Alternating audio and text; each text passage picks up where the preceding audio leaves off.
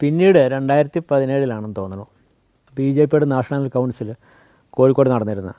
അപ്പോൾ നമ്മുടെ പ്രധാനമന്ത്രി ശ്രീ നരേന്ദ്രമോദിജിയൊക്കെ പങ്കെടുക്കുന്നൊരു ഫംഗ്ഷനാണ്. ഭക്ഷണം കൊടുക്കണം പറഞ്ഞിട്ടുണ്ടായിരുന്നു. ഞാൻ ഭക്ഷണത്തിൻ്റെ ചുമതല എനിക്കായിരുന്നു. എന്തായാലും ഞാൻ വന്നൊരു ഫ്ലൈറ്റിലിറങ്ങി നേരെ സ്ട്രേറ്റ് കോഴിക്കോടേക്ക് തന്നെ പോയത്. അപ്പോൾ അവിടെ ചെന്ന് കഴിഞ്ഞപ്പോൾ ബാക്കി ജീവനക്കാരെല്ലാം അവിടെ എത്തിയിട്ടുണ്ട്. വല്ലാത്തൊരു സിറ്റുവേഷനാണ്. കാരണം അതിൻ്റെ അകത്ത് ശരിക്കും SPG കമാൻഡോസ് ഒരു 5 പേര് ഉണ്ട് കിച്ചണിലേത് സമയം. അത് തോക്ക് പിടിച്ചാൽ നമ്മൾ വെടിവെക്കാനല്ല, തോക്ക് കൊണ്ട് അവർ കാവലാണ്. നമുക്ക് അങ്ങോട്ടും ഇങ്ങോട്ടും ഒന്നും മാറാൻ പറ്റില്ല. ആദ്യമായിട്ട് തോക്കിന് മുന്നിൽ പാചകം ചെയ്തൊരു സമയമായിരുന്നു അത്. അപ്പോൾ നമ്മൾ ഉണ്ടാക്കുന്ന എങ്ങോട്ടെങ്കിലും പുറത്തേക്ക് പോകണമെങ്കിലൊക്കെ വേറെ പെർമിഷൻ വേണം, കൂട്ടത്തിൽ ആൾ വരുമായിരുന്നു. ഭക്ഷണം പാചകം ചെയ്ത് കഴിയുമ്പോൾ 1 മണിക്കൂർ മുമ്പ് അവരെല്ലാം എടുത്ത് പാക്ക് ചെയ്ത് കൊണ്ടുപോയിട്ട് എല്ലാ ടെസ്റ്റിങ്ങും നടത്തിയിട്ടാണ് കൊടുക്കുക. പക്ഷെ അത് വലിയൊരു പന്തലെന്ന് പറയാൻ ഏതാണ്ട് 2000-ഓളം പേർക്ക് ഇരിക്കാവുന്ന വലിയൊരു പന്തൽ. അതിൻ്റെ അകത്ത് കേന്ദ്ര ഗവൺമെൻറ്റിൻ്റെ എല്ലാ പ്രതിനിധികളും, മിക്കവാറും എല്ലാ മന്ത്രിമാരും, രാജ്നാഥ് സിംഗ് ഉൾപ്പെടെയുള്ള എല്ലാ മന്ത്രിമാരും, മറ്റേ നരേന്ദ്രമോദിജി, രാജ്നാഥ് സിംഗ് എല്ലാവരും ഉണ്ടായിരുന്നു അവിടെ, അമിത്ഷാ എല്ലാവരും ഉണ്ടായിരുന്നു അവിടെ. വളരെ സെക്യൂറായിട്ടുള്ളൊരു പോർഷനായിട്ട് തിരിച്ചിട്ടുണ്ടായിരുന്നു. ആ പോർഷനിലേക്ക് നമുക്ക് കടന്നു ചെല്ലാൻ ആർക്കും പെർമിഷൻ ഇല്ലായിരുന്നു. പക്ഷേ മുഖ്യ പാചകക്കാരെന്നുള്ള നിലയ്ക്ക് എനിക്കവിടെ കടന്നു ചെല്ലാനുള്ളൊരു അവസരം കിട്ടി. പക്ഷേ എൻ്റെ ഫോണെല്ലാം വാങ്ങി വെച്ചിട്ടുണ്ട്, കാരണം ഫോട്ടോ ഒന്നും എടുക്കാൻ പറ്റില്ല. അങ്ങനെ ഈ ഭക്ഷണം കൊടുത്തപ്പോഴാണ് ശ്രദ്ധിച്ചപ്പോഴാണ് ഞാൻ അവിയൽ വിളമ്പിയപ്പോൾ അതിൻ്റെ അകത്തെങ്ങും മുരിങ്ങക്ക കാണുന്നില്ല. അപ്പോൾ അതെന്താ സംഭവിച്ചതെന്നറിയുമ്പോൾ, സാധാരണയ്ക്ക് ഈ അവിയൽ കൂട്ടുമ്പോൾ ഏറ്റവും ലാസ്റ്റാണ് മുരിങ്ങക്കട. അതൊരു സെമി ബോയിൽഡായിട്ട് നിൽക്കാറുള്ളൂ നല്ലോണം, അല്ലെങ്കിൽ വെന്തിട്ട് അങ്ങോട്ട് നാര് വരെ വരുന്ന രീതിയിലേക്ക് വരും. അപ്പോൾ അങ്ങനെ വരാതിരിക്കാൻ വേണ്ടിയിട്ടാണ് നമ്മളിങ്ങനെ ചെയ്യുന്നത്. ഇതിപ്പം സെമി ബോയിൽഡായിട്ടുള്ള സംഭവം കണ്ടപ്പോൾ അവരെന്ത് ചെയ്തു, ഈ ടെസ്റ്റ് ചെയ്യാൻ കൊണ്ടുവരുന്നൊരു ഫോഴ്സപ്സ് വെച്ചിട്ട് അത് കംപ്ലീറ്റ് പെറുക്കി മാറ്റി വെച്ചിട്ടാണ് അദ്ദേഹത്തിന് പോലും വിളമ്പിയത്. അപ്പോൾ അതൊരു അത്ഭുതമായിരുന്നു. പിന്നെ എന്തായാലും ഇന്ത്യൻ പ്രധാനമന്ത്രിക്ക് ഭക്ഷണം പാചകം ചെയ്ത് കൊടുക്കുവാൻ കഴിഞ്ഞു എന്നൊരു വലിയൊരു ചാരിതാർത്ഥ്യം ഉണ്ടായി. വിളമ്പിക്കൊടുക്കാനും കഴിഞ്ഞ്, ഭക്ഷണം കൊടുക്കാനും കഴിഞ്ഞു. തോക്കിന് മുനയിലാണെങ്കിലും പാചകം ഗംഭീരമായിരുന്നു കേട്ടോ. ഇപ്പം ഞങ്ങൾ പാചകക്കാർ അഭിമുഖീകരിക്കുന്ന വലിയ പ്രശ്നങ്ങളിലൊന്നാണ് പെട്ടെന്ന് ഉണ്ടാകാവുന്ന ഹർത്താലുകൾ. ഇത് ചിലപ്പോൾ വൈകുന്നേരങ്ങളിലായിരിക്കും ഡിക്ലെയർ ചെയ്യും. ഇപ്പോൾ കുറച്ച് കാലമായിട്ട് അതിനൊക്കെ വലിയ പ്രശ്നം വരുന്നില്ല. നമ്മൾ പിറ്റേ ദിവസം രാവിലെ എല്ലാം പ്ലാൻ ചെയ്ത് റെഡിയായിട്ടിരിക്കുന്ന സമയത്ത് തലേദിവസം വൈകുന്നേരം ഹർത്താൽ പ്രഖ്യാപിച്ചാൽ പിന്നെ വളരെ പെട്ടെന്ന് കിട്ടാവുന്ന സാധനങ്ങൾ സംഘടിപ്പിച്ചുകൊണ്ട് ആ സ്ഥലത്തേക്ക് പോവുക. അപ്പോൾ അതിൻ്റെ അകത്ത് ആകെ ഒരു പ്രശ്നം വരുന്നത്, ഈ ഹർത്താൽ കഴിഞ്ഞിട്ട് അവിടെ എന്തെങ്കിലും ഉണ്ടെങ്കിൽ അതിൻ്റെ അടുത്ത ദിവസം രാവിലെ കല്യാണമായിരിക്കും. അപ്പോൾ വളരെ ലേറ്റായിട്ട് നമുക്ക് സാധനങ്ങൾ കൊടുക്കാൻ പറ്റുകയുള്ളൂ. അങ്ങനെ 2-3 തവണ ഉണ്ടായിട്ടുണ്ട്. ഒരു ദിവസം ഒരു ആലപ്പുഴ വെച്ചിട്ടുണ്ടായ ഏറ്റവും വലിയ പ്രശ്നം. അത് രാത്രി 7 മണിക്കാണ് പ്രഖ്യാപിച്ചത്. അപ്പോൾ ഞങ്ങളൊക്കെ രാവിലെ പോകാൻ എല്ലാം റെഡിയായിട്ടിരിക്കുകയാണ്. പക്ഷേ സാധനങ്ങളെല്ലാം ആലപ്പുഴ പോയി മേടിക്കാം. അവിടെ നമ്മളൊരു മാർക്കറ്റിലെല്ലാം വിളിച്ച് പറഞ്ഞിട്ടുണ്ടായിരുന്നു. പിന്നെ അപ്പോൾ തന്നെ അവരെ വിളിച്ചിട്ട് അത് അപ്ഡേറ്റ് ചെയ്യും. അവർ അന്ന് തന്നെ സാധനങ്ങൾ കൊണ്ടുവരാവുന്നത്ര സാധനങ്ങൾ കൊടുക്കുകയും ചെയ്തു. അതുകൊണ്ട് ചില ഐറ്റംസൊക്കെ ഒഴിവാക്കി സദ്യ നടത്തിയിട്ടുണ്ട്. അങ്ങനെയൊരു അവസ്ഥ ഹർത്താൽ കൊണ്ട് നമുക്ക് സംഭവിച്ചിട്ടുണ്ട്. അതുപോലെ തന്നെ പിന്നെ എനിക്ക് നേരിട്ടൊരു അനുഭവം, ഒരു ഡേറ്റ് മാറിപ്പോയത്. അതൊരു വലിയൊരു വിവാദങ്ങളുണ്ടാക്കിയൊരു സംഭവം. പക്ഷേ പബ്ലിക്കായിട്ട് അധികം വന്നിട്ടില്ല എന്നുള്ളതാണ്. സാധാരണ ഒരു ദിവസം വരുന്നതിൻ്റെ ആദ്യം ബുക്ക് ചെയ്തൊരു ഡേറ്റിൽ നിന്ന് അവർ മാറ്റി വയ്ക്കുകയും തലേ ദിവസത്തേക്ക് മാറ്റുകയും അത് കൃത്യമായിട്ട് അവർ അറിയിക്കാതിരിക്കുകയും ചെയ്തുകൊണ്ട് നമ്മൾ റെക്കോർഡ് ചെയ്യാൻ മറന്നു പോയതുകൊണ്ടുണ്ടായൊരു സംഭവം. അത് കുറച്ച് ഇഷ്യൂസും ഉണ്ടായിരുന്നു. അന്നാണ് എനിക്കൊരു വളരെ പെട്ടെന്നൊരു ഡേറ്റ് മാറിയെന്ന് പറയാം. എൻ്റെ ജീവിതത്തിൽ ആദ്യത്തെ അനുഭവമായിരുന്നു. വളരെ പെട്ടെന്ന് തന്നെ 27th നടക്കേണ്ട കല്യാണം 26ലേക്ക് മാറ്റി. അത് നമ്മളറിയുന്നില്ല. 26 രാവിലെ സാധനങ്ങളായിട്ട് പാചകത്തിന് മാത്രമാണ്, കല്യാണം എന്നാണ് ഭക്ഷണം അവിടെ ചോദിക്കുന്നത്. അപ്പോൾ പിന്നെ വളരെ പെട്ടെന്ന് അറേഞ്ച് ചെയ്തു. പക്ഷേ എല്ലാ ഐറ്റംസും കൊടുക്കാനൊന്നും പറ്റില്ല. അടുത്തുനിന്ന് തന്നെ സാധനങ്ങളെല്ലാം, ചങ്ങനാശ്ശേരിയിലായിരുന്നു, അടുത്ത് തന്നെ സാധനങ്ങൾ കൊടുക്കുകയും അത്ര കംഫർട്ടബിളായിട്ടില്ലെങ്കിൽ ഭക്ഷണം കൊടുത്ത്. പക്ഷേ എനിക്ക് വന്നൊരു പ്രശ്നം തന്നെ വളരെ പെട്ടെന്ന് ഉണ്ടായി. ഈ ഒരു ഇതിൽ എനിക്ക് സ്ട്രോക്ക് പോലെ വരികയും ഞാൻ ബോധരഹിതനായി നിലത്ത് വീഴുകയും അങ്ങനെ പെട്ടെന്ന് തന്നെ എന്നെ കാരിത്താസിലേക്ക് ആക്കുകയും അവിടെ 4 ദിവസം അഡ്മിറ്റ് ചെയ്ത് അവിടെ കിടക്കേണ്ട ഒരു സിറ്റുവേഷൻ ഉണ്ടായി. അപ്പോൾ അതും ഈ പാചകമായിട്ട് ബന്ധപ്പെട്ട് നിൽക്കുന്ന ആൾക്കാർ ഇത്തരം കാര്യങ്ങൾ റെക്കോർഡ് ചെയ്യുന്നതിൻ്റെ അകത്ത് ഏറ്റവും കൂടുതൽ സൂക്ഷ്മത പാലിക്കണമെന്നൊരു മെസ്സേജായിരുന്നു അത്.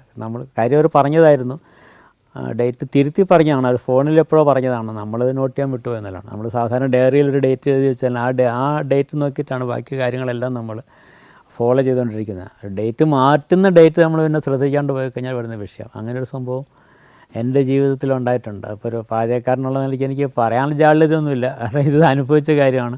4 ദിവസത്തോളം അവിടെ കിടക്കുകയും അത് കഴിഞ്ഞ് പിന്നെ കുറച്ച് വല്ലാത്ത മനപ്രയാസം കുറേ കാലത്തേക്ക് നമുക്ക് മാനസിക സംഘർഷത്തിൽ തന്നെയായിരുന്നു. അതും ഇപ്പോൾ പിന്നെ പ്രശ്നങ്ങളൊന്നും ഇല്ലാണ്ട് മാറിക്കഴിഞ്ഞു, അതെല്ലാം റെഡിയായി കിട്ടി. 2017 സംസ്ഥാന കലോത്സവം തൃശ്ശൂർ വെച്ചിട്ടായിരുന്നു.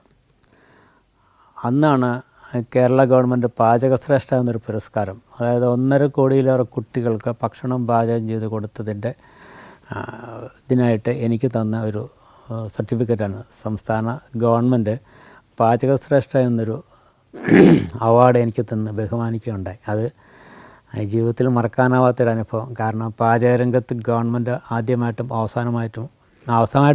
ആദ്യമായിട്ട് കൊടുത്തൊരു അവാർഡാണിത്. അത് ഇതുവരെ, അതായത് അന്ന് 17 ആയപ്പോഴത്തേക്കും 12ഓളം സംസ്ഥാന സ്കൂൾ കലോത്സവത്തിന് പാചകം ചെയ്ത് കൊടുത്തു കഴിഞ്ഞിരുന്നു. സംസ്ഥാന സ്കൂൾ കലോത്സവം മാത്രമല്ല, ഇതോടനുബന്ധിച്ച് നടക്കുന്ന സംസ്ഥാന കായികമേള, സംസ്ഥാന ശാസ്ത്രമേളകൾ, സൗത്ത് ഇന്ത്യൻ ശാസ്ത്രമേളകൾ, നാഷണൽ ഗെയിംസ്, അങ്ങനെ ഈ കുട്ടികൾ പങ്കെടുക്കുന്ന എല്ലാ ഈവൻസിൻ്റെയും കൂടി ടോട്ടൽ നമ്പേഴ്സ് എടുത്തിട്ടാണ് 1.5 കോടിയിലേറെ കുട്ടികൾക്ക് ഭക്ഷണം പാചകം ചെയ്ത് കൊടുത്തു എന്നതിൻ്റെ ബഹുമാനാർത്ഥം ഒരു അവാർഡ് എനിക്ക് തന്നു. അത് വളരെ എന്താ പറയുക, ഒരുപാട് ചാരിതാർത്ഥ്യം ഉണ്ടായി, ഒരുപാട് സന്തോഷമുണ്ടായി. ഗവൺമെൻറ്റിൽ നിന്ന് അങ്ങനെ അവാർഡ് പാചകരംഗത്ത് നിൽക്കുന്ന ഒരാൾക്ക് കിട്ടിയ ചരിത്രമില്ലാത്തതുകൊണ്ട് തന്നെ എനിക്ക് വളരെ സന്തോഷം ഉണ്ടാക്കിയൊരു കാര്യമാണ് 2017 എനിക്ക് കിട്ടിയ പാചകശ്രേഷ്ഠ എന്ന അവാർഡ്. 2018 നമുക്കറിയാം, അന്നാണ് പ്രളയകാലം ഉണ്ടായിരുന്നത്. 2018 പ്രളയത്തിന് ശേഷം 2019 നടന്ന കലോത്സവത്തിലേക്ക് ഈ പറഞ്ഞ പോലെ സർക്കാരിന് ഒരുപാട് ബാധ്യതകളുണ്ടാകുകയും അന്ന് കലോത്സവം വേണോ വേണ്ടോ എന്ന് വരെ ഒരു ആലോചന ഉണ്ടായൊരു സംഭവം ഉണ്ടായിരുന്നു. അപ്പോൾ അവസാനം നടത്തുവാൻ തീരുമാനിക്കുകയുണ്ടായി ആലപ്പുഴ വെച്ചിട്ട്. പക്ഷേ അപ്പോൾ ഞങ്ങൾ പറഞ്ഞു, ഞങ്ങൾ ഇത്ര കാലം ചെയ്തുകൊണ്ടിരുന്നവരാണ്, ഞങ്ങൾ വളരെ സൗജന്യമായിട്ടാണ് ഇതെന്ന് ഞങ്ങൾ ചെയ്തു തരാം, കാരണം അതൊരു കമ്മിറ്റ്മെൻറ്റിൻ്റെ ഭാഗമാണ് എന്ന് പറഞ്ഞിട്ടുണ്ടായിരുന്നു. അതിന് വേണ്ടിയിട്ട് നമ്മൾ പാചകം നമ്മൾ ചെയ്ത് കൊടുത്തിരുന്നു. 2019 നടന്ന സംഭവത്തിൽ. 2020 കോവിഡായി, ഒരു വർഷക്കാലം കലോത്സവങ്ങളൊന്നും നടന്നില്ല. ഒന്ന് ബഹ്റിനിലേക്കൊരു ഓണർ ട്രിപ്പിന് പോയപ്പോഴാണ് കയ്യിൽ അന്നേരം ഇംപ്രവൈസ്ഡായിട്ടുള്ള ചില പായസങ്ങളൊക്കെ നമ്മൾ ഇൻട്രൊഡ്യൂസ് ചെയ്തൊരു സമയമായിരുന്നു.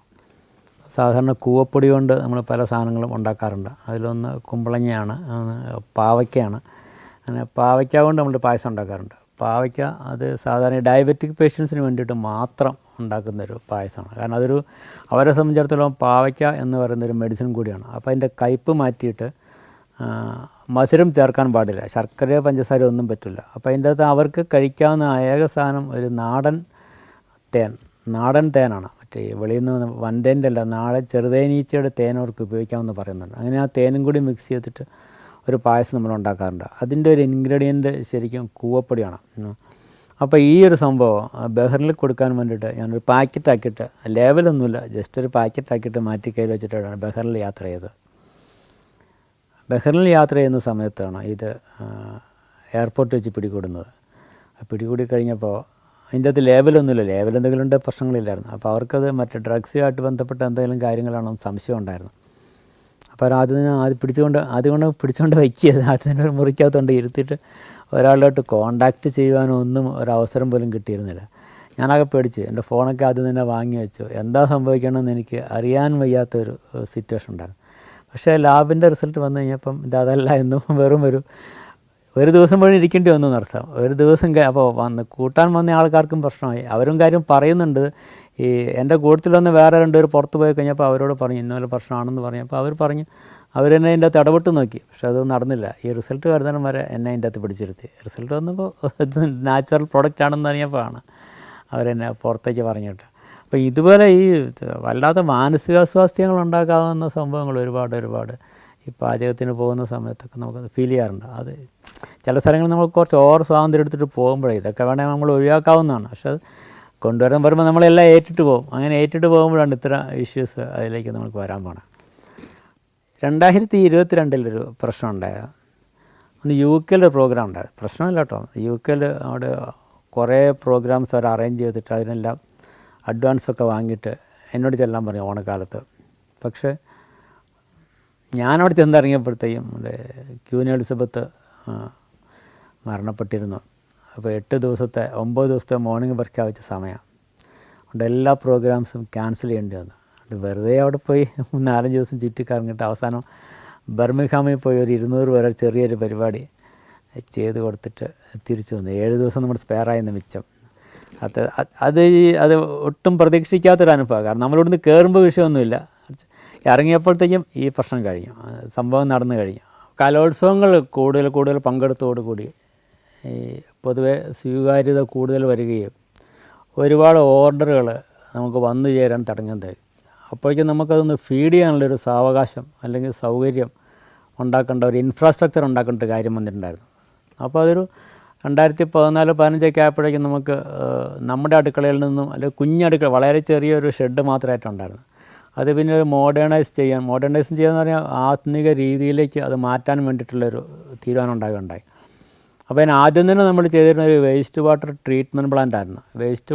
വേസ്റ്റാണല്ലോ നമ്മൾ ഫേസ് ചെയ്യുന്ന ഏറ്റവും വലിയ വിഷയം. അപ്പോൾ ഈ വെള്ളം മുഴുവൻ ട്രീറ്റ് ചെയ്തിട്ട് നന്നായിട്ട് അതിൻ്റെ വേസ്റ്റ് മാറ്റുകയും ഒരു 10,000 പേർക്ക് വരെ അറ്റ് എ ടൈമിൽ കൊടുക്കാൻ പാകത്തിന് ഒരു 18,000 സ്ക്വയർ ഫീറ്റ് കിച്ചൺ ഉണ്ടാക്കിയുണ്ടായി. അപ്പോൾ അതിൻ്റെ അകത്ത് ബോയിലർ വെച്ചു, കിച്ചണെല്ലാം മോഡേണൈസ് ചെയ്തു, കൂടുതൽ പാത്രങ്ങൾ കൂടുതൽ സംഘടിപ്പിച്ചുകൊണ്ട് 4-5-6 ദിക്കുകളിലേക്ക് നമുക്ക് ഭക്ഷണം ഒരേ സമയത്ത് വിടാനുള്ള സൗകര്യം ഉണ്ടാക്കുകയുണ്ടായി. അതിപ്പോഴും നന്നായിട്ട് പോകുന്നുണ്ട്. പക്ഷേ എൻ്റെ മകൻ യദു ആണ്, അവന് ഈ പാചകം, അതായത് ഈ പാരമ്പര്യമായിട്ട് എൻ്റെ കയ്യിൽ നിന്ന് കിട്ടിയൊരു സിദ്ധിയൊന്നുമില്ല. അതിപ്പോൾ അങ്ങനെയൊരു താല്പര്യം ഉണ്ടെന്ന് എനിക്ക് തോന്നുന്നില്ല. കൂടുതൽ ബിസിനസ് മെൻറ്റാലിറ്റി ആണെന്ന് തോന്നുന്നു. അതുകൊണ്ടാണ് റെസ്റ്റോറൻറ്റ്സിലേക്ക് മാറിയത്. അപ്പോൾ പഴയടം രുചി എന്നൊരു ചെയിൻ ഓഫ് റെസ്റ്റോറൻറ്റ്സ് സ്റ്റാർട്ട് ചെയ്യാനുള്ളൊരു പ്ലാൻ ആദ്യം തുടങ്ങിയിട്ടുണ്ടായിരുന്നു. അതിൻ്റെ ആദ്യത്തെ റെസ്റ്റോറൻറ്റ് ഓപ്പൺ ചെയ്ത് ചങ്ങനാശ്ശേരിക്കും തിരുവല്ലയ്ക്കും ഇടയ്ക്കായിരുന്നു, ഇടിഞ്ഞില്ലം എന്ന് പറയുന്ന സ്ഥലത്ത്. പിന്നീട് ചങ്ങരംകുളത്ത് സ്റ്റാർട്ട് ചെയ്തു. ഇപ്പോൾ ഏറ്റുമാനൂർ സ്റ്റാർട്ട് ചെയ്യുന്നു. അടുത്ത മാസം അവസാനം തിരൂരിൽ വരുന്നു. മാർച്ച് അവസാനം തിരുവനന്തപുരത്തെത്തുന്നു. അങ്ങനെ ഒരു ഈ വർഷം അവസാനത്തോടു കൂടി 2024 അവസാനത്തോടു കൂടി ഒരു 12 റെസ്റ്റോറൻറ്റ് വേണമെന്ന് പറഞ്ഞിട്ടാണ് യദുവിൻ്റെ യാത്ര. അതിപ്പോൾ സക്സസ്ഫുൾ ആവാൻ ഞാനും പ്രാർത്ഥിക്കുന്നു. ഈ പാരമ്പര്യ പാചകത്തിന് വരുന്നില്ലെങ്കിൽ പിന്നെ അവരുടെ ലൈൻ പോകട്ടെ. നമ്മൾ കാരണം കൂടുതൽ ആൾക്കാരെ, ഞാനിങ്ങനെ ഒത്തിരി ആൾക്കാരെ ഇൻവൈറ്റ് ചെയ്യാറുണ്ട്. ആർക്കെങ്കിലും നല്ലോണം പഠിക്കണമെന്ന് ആഗ്രഹമുണ്ടെങ്കിൽ വരാമെങ്കിൽ ഇത് വേറൊരു ലൈനാണ്. റെസ്റ്റോറൻറ്റ് ലൈനും ഈ കാറ്ററിങ്ങിൻ്റെ ലൈനും രണ്ട് ലൈനാണ്. എസ്പെഷ്യലി വെജിറ്റേറിയൻ്റെ അകത്ത് ഓരോ ഡിഷസ് ഉണ്ടാക്കുമ്പോഴും ഓരോന്നിനും അതിൻ്റേതായ ശ്രദ്ധ നമ്മൾ കൊടുത്തേ പറ്റുള്ളൂ. ഞാൻ മുൻപൊരിക്കൽ സൂചിപ്പിച്ചിട്ടുണ്ടായിരുന്നു, ഷഡ്രസങ്ങൾ ഒന്നിനോടൊന്ന് കോമ്പൻസേറ്റ് ചെയ്തിട്ടാണ് വെജിറ്റേറിയൻ വിഭവങ്ങൾ ഉണ്ടാക്കിയിരിക്കുന്നത്. അപ്പോൾ അതിൻ്റെ എല്ലാ വിഭവങ്ങളും ഉണ്ടാക്കണമെങ്കിൽ, അല്ലെങ്കിൽ എല്ലാ വിഭവങ്ങളും കൂട്ടി ഒരു ഊണ് കഴിച്ച് പുറത്ത് പോകുന്ന ഒരാൾക്ക് മറ്റ് ഇൻഫെക്ഷൻസ് ഒന്നും ഉണ്ടാകുന്നില്ല എന്നുള്ളതാണ്. കാരണം ഒന്നിനോടൊന്ന് കോമ്പൻസേറ്റ് ചെയ്യാവുന്ന രീതിക്കാണ് എല്ലാ വിഭവങ്ങളും ഡിഫൈൻ ചെയ്തിരിക്കുന്നത്. നമ്മൾ അത് വളരെ കൃത്യമായിട്ട് പാലിച്ചുകൊണ്ട് പാചകം ചെയ്യുവാൻ താല്പര്യമുള്ള ആൾക്കാരുണ്ടെങ്കിൽ നമ്മൾ ട്രെയിനിങ് കൊടുക്കാൻ വേണ്ടി തയ്യാറായിരുന്നതിന് ഇടയ്ക്കിടയ്ക്ക് ഇടയ്ക്ക് 1-2 പേർക്ക് വന്നു, പിന്നെ അവരും നിലനിന്ന് പോകുന്നില്ല. അപ്പോൾ ഇനി വരുന്ന കാലങ്ങളിൽ, അല്ലെങ്കിൽ ഇനി വരുന്ന സമയങ്ങളിൽ ഇവരുടെ ഒരു സ്കേഴ്സിറ്റി തീർച്ചയായിട്ടും ഉണ്ടാകുമെന്നൊരു പേടി എനിക്കുണ്ട്. പക്ഷേ ഉള്ള കാലത്തോളം നന്നായിട്ട് മുൻപോട്ട് പോകാൻ ഞാൻ ആഗ്രഹിക്കുന്നു. Albania, Maldives, Georgia, Ethiopia. സഞ്ചാരം വോളിയം നമ്പർ 11. ഫുൾ HD-യിലുള്ള ഈ അപൂർവ ദൃശ്യയാത്രാ വിവരണ ശേഖരം സ്വന്തമാക്കാൻ 9995444222 എന്ന നമ്പറിലേക്ക് സഞ്ചാരം എന്ന് SMS ചെയ്യൂ. ഒരു പാചകക്കാരനുണ്ടാകുന്ന വേറൊരു വിഷയം, വളരെ പെട്ടെന്ന് അൺഎക്സ്പെക്റ്റഡായിട്ട് ഉണ്ടാകാവുന്ന ആൾക്കൂട്ടങ്ങളുടെ വ്യത്യാസം. ഒരു കല്യാണത്തിൻ്റെ സ്ഥലത്ത് വളരെ പെട്ടെന്ന് തന്നെ നമ്മൾ വരിക, കാരണം എല്ലാം ഫിനിഷ് ചെയ്തിട്ടായിരിക്കും. ഊണ് തുടങ്ങുന്നതിന് കുറച്ച് മുമ്പായിരിക്കും ആൾക്കാർ പറയുക, അയ്യോ ഒത്തിരി ആൾ കൂടുതലുണ്ടല്ലോ. അപ്പോൾ സ്വാഭാവികമായിട്ടും നമ്മളൊരു സദ്യ ഒരു 1000 പേരുടെ അല്ലെങ്കിൽ 2000 പേരുടെ 10% എക്സ്ട്രാ കരുതിയിട്ട് തന്നെയായിരിക്കും നമ്മൾ പാചകം ചെയ്യുക. അതിനും അപ്പുറത്തേക്ക് പോകുമ്പോഴേ പ്രശ്നം വരുന്നുള്ളൂ. അപ്പോൾ അന്നേരം ഏറ്റവും ആദ്യം ചെയ്യുന്നത് നമ്മളതിൻ്റെ സർവീസിങ്ങിൽ പിടിക്കുക എന്നുള്ളത്. കാരണം എന്തായാലും സാധനങ്ങൾ ഉണ്ടാക്കി വെച്ചിട്ടുണ്ടല്ലോ, അത് പിന്നെ നമ്മൾ കുറച്ച് റെസ്ട്രിക്റ്റ് ചെയ്തിട്ട് വിതരണം ചെയ്യുകയും അവസാനം എന്തായാലും ഇതൊരു ഗ്യാപ്പ് ഒരു 2 മണിക്കൂർ അടുത്ത് കിട്ടുന്നത്. ഇപ്പോൾ നോൺ വെജ് സദ്യ വെജിറ്റേറിയൻ സദ്യയായിട്ടുള്ള വ്യത്യാസം ഇതാണ്. നോൺ വെജ് സദ്യക്ക് അപ്പോൾ 1000 പാക്സ് പറഞ്ഞിട്ടുണ്ടെങ്കിൽ അതിൻ്റെ അകത്ത് ഒരു 500 ലൈവ് പോയാൽ ബാക്കി 500 ബുഫേ പോകും. പെട്ടെന്ന് ഒരു ഒറ്റ ട്രിപ്പിന് എല്ലാ പരിപാടികളും തിരിച്ചാൽ വളരെ അപൂർവമായിട്ട് ചിലപ്പോൾ സെക്കൻഡ് ട്രിപ്പ് വരുന്നുള്ളതിനപ്പുറത്തേക്കൊന്നുമില്ല. വെജിറ്റേറിയൻ സദ്യക്ക് അങ്ങനെ ഒരു ചരിത്രമില്ല. വെജിറ്റേറിയൻ സദ്യ ഒരു 4 ട്രിപ്പ് 5 ട്രിപ്പ് 8 ട്രിപ്പ് 10 ട്രിപ്പ് വരെ വിളമ്പുക. കാരണം ഓരോ ഓഡിറ്റോറിയത്തിൻ്റെയും കപ്പാസിറ്റി അനുസരിച്ചിട്ടാണ് ഭക്ഷണം നമുക്ക് കൊടുക്കാൻ പറ്റുക. 1500 പേരെ ക്ഷണിച്ചിട്ടുണ്ട്. അവിടെ ആകെ 200 സീറ്റ് ഇടാൻ പറ്റുള്ളൂ. 8 ട്രിപ്പൊക്കെ വിളമ്പി കഴിഞ്ഞാലേ വിളമ്പി തരുള്ളൂ. അപ്പോൾ നമുക്കൊരു 4-3.5 മണിക്കൂർ അടുത്ത് നമുക്ക് സമയം കിട്ടും. അപ്പോൾ തുടക്കത്തിലെ വിവരം നമ്മൾ കിട്ടുന്നുണ്ട്. നമുക്ക് എക്സ്ട്രാ എന്തെങ്കിലുമൊക്കെ കുറച്ച് സാധനങ്ങൾ ഉണ്ടാക്കാൻ പറ്റും. അതൊക്കെ വെച്ച് കുറച്ച് എന്തെങ്കിലും വേണമെങ്കിൽ ഉണ്ടാക്കി കൊടുത്തിട്ട് അഡ്ജസ്റ്റ് ചെയ്ത് പോകാറാണ് പതിവ്. കലോത്സവങ്ങളിൽ ഇങ്ങനെ വരാറുണ്ട്. കലോത്സവങ്ങളിൽ ഒരിക്കലും ഇൻഡെഫിനിറ്റാണ് ആൾക്കാരുടെ എണ്ണം തന്നെ. അപ്പം നമ്മൾ ഒരു 1000 പേർക്ക് 1000 പേർക്ക് അല്ലെങ്കിൽ 2000 പേർക്കൊന്നൊരു കണക്ക് അവിടെ ഇല്ല. അവിടെ 15,000, 20,000, 25,000 ആണ്. അപ്പോൾ ഉച്ചയ്ക്ക് ഒരു 15,000 പേർക്ക് നമ്മൾ ഭക്ഷണം ഉണ്ടാക്കി വെച്ചിട്ടുണ്ടെങ്കിൽ വൈകുന്നേരം നമ്മൾ ഏതാണ്ട് ഒരു 10,000 നമ്മൾ കൊടുക്കേണ്ടതുണ്ടാവും. അപ്പോൾ നമ്മൾ എന്താ വെച്ചാൽ അതിൻ്റെ ഒരു പകുതി സാധനങ്ങൾ റെഡിയാക്കി വെച്ചിട്ടുണ്ടാവും കഷ്ണങ്ങൾ ഉച്ച കഴിഞ്ഞ് കൊടുക്കാൻ വേണ്ടിയിട്ട്. ഉച്ചയ്ക്കലത്തെ ഫിനിഷ് ചെയ്യുന്ന അതേ ടൈമിൽ തന്നെ വൈകുന്നേരത്തേക്ക് കൊടുക്കാനുള്ളതിൻ്റെ ഒരു പരിപ്പൊക്കെ വേവിച്ചിട്ടുണ്ടാവും, കഷ്ണങ്ങളൊക്കെ വെട്ടി വെച്ചിട്ടുണ്ടാവും വൈകുന്നേരത്തേക്കുള്ള. അപ്പോൾ പെട്ടെന്നൊരാൾ കൂടുതൽ ഇതെടുത്ത് മിക്സ് ചെയ്ത് പെട്ടെന്ന് ഉണ്ടാക്കി കൊടുക്കാം. ഒരു 20 മിനിറ്റ് അല്ല 1 മണിക്കൂറിനുള്ളിൽ നമുക്ക് കൊടുക്കാൻ പറ്റും. കലോത്സവങ്ങളെല്ലാം മാനേജ് ചെയ്ത് പോകുന്നത് അങ്ങനെ തന്നെയാണ്. പക്ഷേ കല്യാണങ്ങൾക്കൊക്കെ അത്രയും സ്വാതന്ത്ര്യമില്ല. കല്യാണങ്ങൾ കാരണം എല്ലാ ഐറ്റംസും അത്ര ഉള്ളതുകൊണ്ട് അത് കുറച്ച് വിതരണത്തിൽ റെസ്ട്രിക്റ്റ് ചെയ്തതിന് ശേഷം മാത്രമേ നമ്മൾ അറേഞ്ച് ചെയ്ത് പോകുന്നത്. അങ്ങനെയും സംഭവിക്കാറുണ്ട്. കലോത്സവങ്ങളിൽ ഏറ്റവും കൂടുതൽ ചലഞ്ച് നമ്മൾ അനുഭവിക്കുന്ന ഒരു ഭാഗം എൻ്റെ ബ്രേക്ക്ഫാസ്റ്റാണ്. ഏറ്റവും മിനിമം നമുക്കൊരു 40,000, ഇപ്പോൾ ഇഡ്ഡലി ആണെങ്കിൽ 40,000 പീസ്, ദോശയാണെങ്കിൽ 40,000 പീസ്, അപ്പമാണെങ്കിൽ 40,000 പീസ്, എല്ലാം ഒരു 10,000 പേരെടുത്തിട്ട് അതിൽ ബ്രേക്ക്ഫാസ്റ്റ് ഉണ്ടാവും. അത് ഈ കാലഘട്ടങ്ങൾ ഒരു 2008 ശേഷമാണ് കേട്ടോ. അതിന് മുമ്പ് അത്ര ഇല്ലായിരുന്നു മാത്രം. അപ്പോൾ അതിന് നിയോഗിക്കപ്പെടുന്ന ഞങ്ങൾ പോകുന്ന ഒരു 100-120 പേര് പോകുന്നിടത്ത് ഒരു 30ഓളം ആൾക്കാരെ ഈ ബ്രേക്ക്ഫാസ്റ്റിന് വേണ്ടിയിട്ടും തന്നെ നിർത്തിയിരിക്കുന്ന. അവരുടെ പരിപാടി അത് മാത്രമല്ല. ബ്രേക്ക്ഫാസ്റ്റ് ആൾട്ട് കഴിഞ്ഞാൽ പിന്നെ അടുത്ത ദിവസത്തേക്കുള്ള കംപ്ലീറ്റ് വെള്ളത്തിലിട്ട് കുതിർത്തെടുത്ത് അരച്ചും പൊടിച്ചും ഒക്കെ ആയിട്ട് അവർ ചെയ്യും. അപ്പോൾ അതിനുവേണ്ട എല്ലാ എക്യുപ്മെൻറ്റ്സായിട്ട് തന്നെ നമ്മൾ പോവുക. ഇഡ്ഡലി പാത്രങ്ങളൊക്കെയാണ് വലിയ ഇഡ്ഡലി പാത്രങ്ങൾ. അതായത് അറ്റ് എ ടൈമിൽ നമുക്ക് 450 ഇഡ്ഡലി വരെ എടുക്കാവുന്ന വലിയ പാത്രങ്ങൾ. അതിൽ 5-8 നിരത്തി വയ്ക്കുക. അത്രയും ആൾക്കാർ അതിനുവേണ്ടി രാവിലെ അസൈൻ ചെയ്യേണ്ട. രാത്രി 11 മണി, ഇന്ന് രാത്രി 11 മണിക്ക് ഉണ്ടാക്കാൻ തുടങ്ങിയാൽ നാളെ രാവിലെ 8 മണിക്ക് തീരുള്ളൂ. 8 മണിക്കൂർ 9 മണിക്കൂറൊക്കെ സ്പെയർ ചെയ്തിട്ടാണ് ഈ സംഭവങ്ങളെല്ലാം ഉണ്ടാക്കണത്. ഇപ്പോൾ ഒരു കലോത്സവത്തിൻ്റെ വേദിയിൽ വന്നിട്ടുള്ള ആർക്കെങ്കിലും ആ കിച്ചണിൽ വന്നാലേ കാണാൻ പറ്റും. അപ്പോൾ അതിനുവേണ്ടി തന്നെ നമ്മൾ സെപ്പറേറ്റ് ഒരു സെക്ഷൻ ആൾക്കാർ അവരെ മറ്റൊരു പണിക്ക് സഹായിക്കാൻ വിടാണ്ട്. കാരണം അവർക്ക് റെസ്റ്റ് എടുക്കാൻ സമയം കൊടുക്കണം, അവരത് കംപ്ലീറ്റ് ഉണ്ടാക്കണം. രാവിലത്തെ ഒരു 9 മണിക്ക് തീർന്നാൽ പിന്നീട് ഒരു ഉച്ചയ്ക്ക് 2 മണിക്കെങ്കിലും അവർക്ക് വീണ്ടും തുടങ്ങി കഴിഞ്ഞാൽ രാത്രിയിലത്തേക്ക് എല്ലാം കൂട്ടി റെഡിയാക്കി മാറ്റി വയ്ക്കാൻ പറ്റുള്ളൂ. പൊടിക്കാനുള്ളതൊക്കെ പൊടിച്ചുകൊണ്ട് മിക്സ് ചെയ്തിട്ടൊക്കെ അരച്ച് തീർക്കാൻ പറ്റുള്ളൂ. അപ്പോൾ അതൊരു വലിയൊരു റിസ്ക് തന്നെയാണ് അത്രയും ആൾക്കാരെ. പിന്നെ ഈവനിങ് സ്നാക്സ് ഒന്നും അധികം വേണ്ടി വരാറ് പതിവില്ല. കാരണം കലോത്സവങ്ങളിൽ നിന്നും ഒരുപാട് മാറിയിട്ടായിരിക്കും, പ്രധാന വേദിയിൽ നിന്നൊക്കെ മാറിയിട്ട് തന്നെ ആയിരിക്കും കിച്ചൺ. അപ്പോൾ ഒരു ചെറിയൊരു ചായ സ്നാക്സിന് വേണ്ടിയിട്ട് ആരും അങ്ങനെ അധികം ഒന്നും വരാറില്ല. നല്ലൊരു 10,000-3000 പീസൊക്കെ എന്തെങ്കിലും ചെയ്താൽ മതി. അതൊക്കെ ഈസിയാണ്. ബ്രേക്ക്ഫാസ്റ്റാണ് ഏറ്റവും പ്രശ്നമായിട്ടുള്ളത്. എല്ലാ സ്ഥലത്തും ഫേസ് ചെയ്യുന്ന പ്രശ്നങ്ങൾ മറ്റൊരെണ്ണം ഇതിൻ്റെ ഇലയാണ്. ഇല വെട്ടി കൊടുക്കാമെന്നാണ്. ഒരു കലോത്സവം കഴിയുമ്പോൾ ഒരു 3 ലക്ഷം പീസ് ഇല നമുക്ക് വേണം. അപ്പോൾ അത് വലിയ ഇല കൊണ്ടുവന്ന് അത് വെട്ടി തുടച്ച് അത് നല്ലോണം കഴുകി തുടച്ച് അതിനുവേണ്ടി വേറൊരു ഗ്രൂപ്പിനെ നമ്മൾ അസൈൻ ചെയ്യും. ഈ ഭക്ഷണം പാചകം ചെയ്യാൻ വേണ്ടിയിട്ട് ഒരു ഗ്രൂപ്പിനെ അല്ലാണ്ട് നിർത്തും. കഷ്ണങ്ങളൊക്കെ വെട്ടി റെഡിയാക്കി തരാൻ വേണ്ടി വേറൊരു ഗ്രൂപ്പിനെ അറേഞ്ച് ചെയ്യും. അതുപോലെ നാളികേരം ചിരയാൻ വേണ്ടി ഒരു 3-4 ചിരവാക്കി ഇട്ട് കഴിഞ്ഞാൽ 10-12 വരെ അതിന് വേണ്ടി തന്നെ കാരണം ഒരു ദിവസം 1500 മുതൽ 2000 നാളികേരം വരെ ചിരകിയെടുത്താലേ ഈ പരിപാടികൾ നമുക്ക് കൊടുക്കാൻ പറ്റുള്ളൂ. അപ്പോൾ ഓരോരോ സെക്ഷനായിട്ടത് മാറ്റി ചെയ്യിപ്പിക്കുകയും അതിനെല്ലാം കൂടി ഒന്ന് കൺസോളിഡേറ്റ് ചെയ്യാവുന്നതാണ് എൻ്റെ പ്രധാനപ്പെട്ട ജോലി. എനിക്ക് പാചകത്തിൽ വലിയ റോളില്ല, പക്ഷേ എല്ലാ സ്ഥലത്തും നോക്കും. ഇതെല്ലാം മാനേജ് ചെയ്ത് പോയാൽ മതി കലോത്സവങ്ങൾ എടുക്കുമ്പോൾ. എന്തായാലും ഇങ്ങനൊരു കലോത്സവങ്ങളിലൂടെയാണ് എനിക്ക് ഇത്തിരി ഒരു എസ്റ്റാബ്ലിഷ് ആവാൻ കഴിഞ്ഞത്. ഒരു വലിയ ഭാഗ്യം, ഈശ്വരന് നന്ദി. എല്ലാ സാധാരണഗതിക്ക് അത് നമ്മൾ ഈ തമിഴ്നാട്ടിൽ നിന്നാണ് മിക്കവാറും തേനിൽ നിന്നൊക്കെയാണ് ഇല കയറി വരാറുള്ളത്. അത് വലിയ കെട്ടായിട്ട് എല്ലാം അത് ഒന്നിച്ചുകൊണ്ടിട്ടാൽ 2 ദിവസം കൊണ്ട് കംപ്ലീറ്റ് അങ്ങോട്ട് കറുത്ത് വാടിപ്പോവും. കാരണം 1-2 ദിവസം ലോറിക്ക് അവർ ഇല കൊണ്ട് ഇറക്കിത്തരും. അതൊരു വലിയ പണിയാണ്. എൻ്റെ കിട്ടുന്നതിൻ്റെ ഇരട്ടി വേസ്റ്റാണ്. കാരണം വെട്ടിയെടുത്ത് കഴിഞ്ഞാൽ പീസ് എടുത്ത് കഴിഞ്ഞാൽ പിന്നെ ഒരുപാട് വേസ്റ്റ് വരും. ആ വേസ്റ്റൊക്കെ അപ്പം തന്നെ മാനേജ് ചെയ്ത് മാറ്റി കൊടുത്തയക്കാൻ വേണം. അതിന് വേറെ ആൾക്കാരെ കുറച്ച് പേര് ഒരു 10-12 പേര് അതിൻ്റെ ഒരു സെക്ഷനാക്കിയിട്ട് മാറ്റിയിരുത്തും. അതായത് കോർപ്പറേഷൻ ഏരിയയിലുള്ള ആൾക്കാർ കോർപ്പറേഷൻ്റെ അറിവോടുകൂടി തന്നെ അവർ വേസ്റ്റ് വലിയ വണ്ടി കൊണ്ട് ഇട്ടിട്ട് വേസ്റ്റ് എടുത്ത് മാറ്റാറാണ് പതിവ്. പക്ഷേ ഈ വർഷം മാത്രം അവരൊരു വേസ്റ്റ് മാനേജ് ചെയ്യുന്നൊരു ഗ്രൂപ്പ് കമ്പനി ഏൽപ്പിക്കുകയും അവരത് ഈ ജൈവ വേസ്റ്റുകളെല്ലാം മാറ്റിയെടുക്കുകയും പ്ലാസ്റ്റിക് ഉപയോഗിക്കാണ്ടിരിക്കുകയും അതെല്ലാം കൊണ്ടുപോയി അവർ രണ്ടാമത് റീസൈക്കിൾ ചെയ്യുകയും വളമാക്കി മാറ്റുകയും ചെയ്യുന്ന ഒരു കമ്പനി അവരെ ഏൽപ്പിച്ചിട്ടുണ്ടായിരുന്നു. അത് കാരണം ഈ സീറോ വേസ്റ്റ് ആയിരുന്നു ഇത്തവണത്തെ വേസ്റ്റ് കലോത്സവം കൊല്ലത്തെ അങ്ങനെ സംഭവിച്ചത്. ഭക്ഷണം കലോത്സവങ്ങളിൽ മിച്ചം വരുന്ന ഭക്ഷണം ഒന്നും ഉപയോഗിക്കാറില്ല. കാരണം രാവിലത്തെ പോലും വൈകുന്നേരം കൊടുക്കാൻ പറ്റില്ല. കാരണം അത് വളരെ ലേറ്റ്, രാത്രി നമ്മളൊരു 12 മണി 1 മണി ആകുമ്പോഴത്തേട്ട് അരിയിട്ട് ഇറങ്ങുന്നത്. ആ ചോറ് പിന്നെ പിറ്റേ ദിവസം വൈകുന്നേരത്തേക്കൊന്നും എടുക്കാൻ ഒരിക്കലും പറ്റില്ല. അത് വേസ്റ്റ് കൊടുത്തയക്കാലുണ്ട്, വേറെ വഴിയില്ല. വേസ്റ്റ് വണ്ടിക്കകത്ത് കളയും. കാരണം ഇതൊരു, ഞാൻ ആദ്യം തന്നെ സൂചിപ്പിച്ചു, ഇതൊരു ഇൻഡെഫിനിറ്റാണ്. 10,000 പേരെന്ന് പറയുന്നിടത്ത് 15,000 വരും. അപ്പം നമുക്ക് ഒരിക്കലും നിർത്താൻ പറ്റില്ല. ആൾക്കാർ വരുമെന്ന് വിചാരിച്ച് വച്ചുകൊണ്ടിരിക്കാനേ പറ്റുള്ളൂ. അരിയൊക്കെ ഇട്ടുകൊണ്ടേ ഇരിക്കേണ്ടി വരും. അപ്പോൾ അതുകൊണ്ട് വേസ്റ്റ് വന്നു കഴിഞ്ഞാൽ പിന്നെ നമ്മൾ എടുത്ത് അവർ വേസ്റ്റ് മാനേജ്മെൻറ്റിൽ അവർക്ക് കൊടുത്തയക്കുക, അല്ലെങ്കിൽ വേസ്റ്റ് വണ്ടിക്കകത്ത് കൊടുത്തയക്കുക. ഈ വർഷം മാത്രം എല്ലാം വളമാക്കി മാറ്റാൻ കഴിഞ്ഞു. ബാക്കിയുള്ള എല്ലാ വർഷവും കൊടുത്തയക്കാറ് മതി, അല്ലെങ്കിൽ ഒന്നും ചെയ്യാനില്ല. നമുക്ക് ഇതിൻ്റെ അകത്ത് നിർത്താൻ പറ്റില്ല. ഒരു കുട്ടിക്കൊരു ആഹാരം കൊടുക്കാതിരിക്കാൻ പറ്റില്ല. കാരണം അതിങ്ങനെ വച്ചുകൊണ്ടേ ഇരിക്കണം. 2015 സംസ്ഥാന കലോത്സവം പാലക്കാടായിരുന്നു. പാലക്കാട് വിക്ടോറിയ കോളേജിൻ്റെ ഗ്രൗണ്ടിലായിരുന്നു. സാധാരണ എനിക്ക് കലോത്സവങ്ങളിൽ ആദ്യം തന്നെ വന്നെത്താറുള്ളത് നീലേശ്വരത്ത് നിന്നുള്ള കുട്ടികൾ. അവരാണ്, വടക്കു നിന്നുള്ളവരാണ്. തെക്കൻ കേരളത്തിലേക്ക് അവിടെ വന്നാലും അതുപോലെ മധ്യകേരളത്തിലായാലും അവരാണ് ആദ്യം വന്ന് വിടാറ്.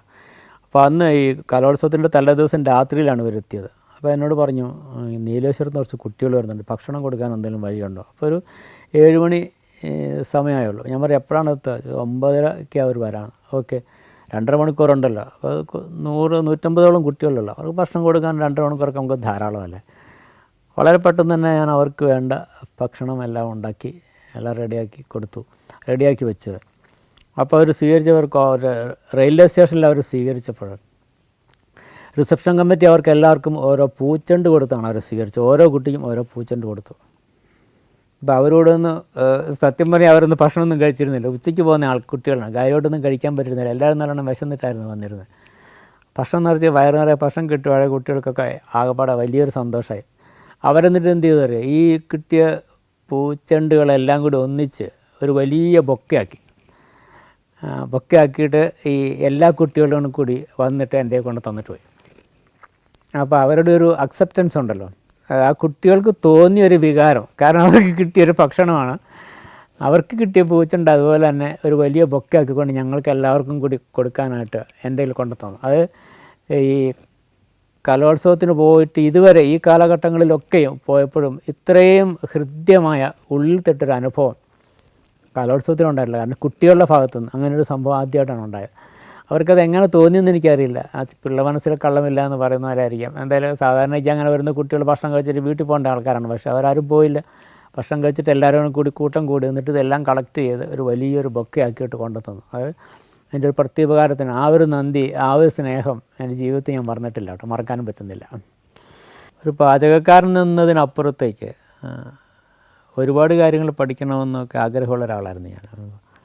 പാചകത്തിൻ്റെ തിരക്കിലേക്ക് വിട്ടുപോയി കഴിഞ്ഞാൽ പിന്നെ വേറൊന്നും നടക്കുകയില്ലല്ലോ. സമയം കിട്ടൽ വളരെ ചുരുക്കമായിരിക്കും. അതിലെൻ്റെ ഏറ്റവും വലിയ മോഹങ്ങളിലൊന്ന് ഇന്ത്യയിലെ ഏറ്റവും വലിയ ഭക്ഷണം കൊടുക്കുന്ന പ്രസ്ഥാനമായ സെമി ഗവൺമെൻറ് ഇൻസ്റ്റിറ്റ്യൂഷനായ, അല്ല ഗവൺമെൻറ്റിൻ്റെ സ്പോൺസർ ആയിരിക്കുന്ന ഇൻസ്റ്റിറ്റ്യൂഷനായിരുന്ന അക്ഷയപാത്ര എന്ന സംവിധാനമാണ്. ഒരു ദിവസം 15 ലക്ഷത്തോളം കുട്ടികൾക്ക് ഇന്ത്യയിലെ വിവിധ സ്റ്റേറ്റുകളിലായിട്ട് അവർ ഭക്ഷണം കൊടുക്കുന്നു. അപ്പോൾ അവരുമായിട്ടൊന്ന് അസോസിയേറ്റ് ചെയ്തിട്ട്, എന്ന് വെച്ചാൽ ഒന്നും പൈസയ്ക്ക് വേണ്ടിയിട്ടല്ല, സാമ്പത്തിക മോണിറ്ററി ബെനിഫിറ്റ്സ് ഒന്നും നോക്കിയിട്ടൊന്നുമല്ല, അതൊരു വലിയൊരു ത്യാഗമാണ് അവർ ചെയ്യുന്നത്. അത്രയും കുട്ടികൾക്ക്, സ്കൂൾ കുട്ടികൾക്ക് ഭക്ഷണം കൊടുക്കാമെന്നാണ്. അപ്പോൾ അവരുടെ കൂട്ടത്തിൽ കുറച്ച് നാൾ ചേർന്ന് നിന്ന് അവരോടൊപ്പം ജോലി ചെയ്യണമെന്ന് വലിയൊരാഗ്രഹമുണ്ട്. ഇപ്പോൾ ഞാൻ അതിനു വേണ്ടി സംസാരിച്ചിട്ടുണ്ട്. ഒരവസരം തരാമെന്നവർ പറയുന്നുണ്ട്, എന്നാണെന്ന് പറഞ്ഞിട്ടില്ല. അതുപോലെ തന്നെ ഇന്ത്യയെ മൊത്തം ഒന്ന് യാത്ര ചെയ്യുക, ഇന്ത്യയിലെ വിവിധ സംസ്ഥാനങ്ങളിലെ ഭക്ഷണശീലങ്ങളെക്കുറിച്ചിട്ട്, എസ്പെഷ്യലി വെജിറ്റേറിയൻ ആയിട്ടുള്ള ഭക്ഷണങ്ങളെക്കുറിച്ച് അറിയാനും പഠിക്കുവാനും മനസ്സിലാക്കുവാനും അത് മറ്റുള്ള ആൾക്കാർക്ക് പകർന്നു കൊടുക്കാനും വേണ്ടി ഒരു യാത്ര ചെയ്യണമെന്നും കൂടി ആഗ്രഹമുണ്ട്. ഒരു മാസക്കാലത്തോളം എടുത്താൽ അത് രണ്ടും ചെയ്യാൻ പറ്റുള്ളൂ. അപ്പോൾ അതിനുള്ളൊരു ഒരുക്കത്തിലേക്ക് നീങ്ങാനാണ് ഇനിയുള്ള എൻ്റെ തീരുമാനം. ഇപ്പോൾ തിരക്കുകളൊക്കെ കഴിഞ്ഞു, കലോത്സവങ്ങളെല്ലാം കഴിഞ്ഞു, കുറച്ച് ദിവസം ഒന്ന് മാറി നിന്നിട്ട് ഇതെല്ലാം ഒന്ന് പഠിക്കാം.